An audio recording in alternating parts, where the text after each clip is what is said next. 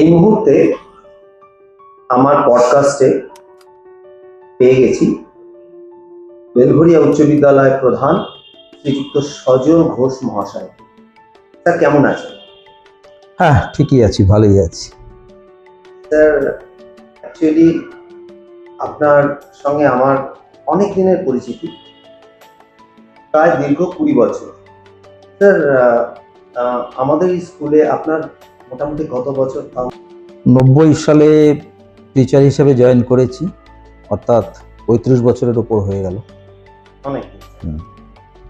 Sir, বিদ্যালয় প্রধান আপনি হয়েছেন বছর 3 হবে বোধহয়।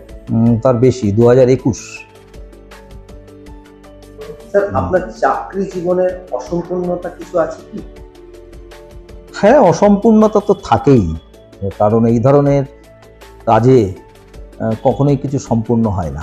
এটা একটা কন্টিনিউয়াস প্রসেস, চলতেই থাকে। আমি আসবো, আমার জায়গায় আরেকজন আসবেন, প্রসেসটা চলতেই থাকে। বিদ্যালয় প্রধান হিসেবে কোনো কাজ যা অসম্পূর্ণ রয়ে গেল? হ্যাঁ, অনেক কিছুই অসম্পূর্ণ রয়ে গেল, কারণ আবার বেশ কিছু কাজ করাও গেছে, কিন্তু আমার কাজের মধ্যে সবচাইতে সবসময়তেই প্রাধান্য ছিল ছাত্রদের পড়াশোনা। প্রশাসক হিসেবে যে কিছু কাজ, যেমন সবার সার্ভিস বুক আপডেশন বা স্কুলের যে ফিনান্সিয়াল যে জায়গাটা, সেটার স্বচ্ছতা আনা, এটা সবচেয়ে বড় কাজ বলে আমি মনে করি।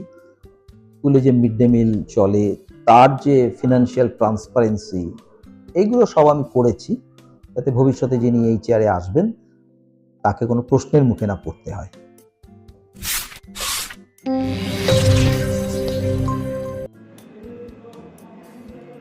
স্যার, আপনার কর্মজীবনে কাউকে কৃতজ্ঞতা জানাতে চান? হ্যাঁ, শুধু একজন নয়, অনেককেই কথাই মনে আসে। প্রথমেই বলতে হয়, আমি যখন এই স্কুলে আসি, আমার প্রধান শিক্ষক ছিলেন মাননীয় শিশির কুমার চক্রবর্তী স্যার। ওনার কাছে তো আমি ভীষণভাবেই কৃতজ্ঞ, কারণ একজন শিক্ষকের আচরণ কেমন হওয়া উচিত, কিভাবে তার বিদ্যালয়ে চলাফেরা করা উচিত, তার অনেকটা শিক্ষাই আমি ওনার কাছ থেকেই পেয়েছি।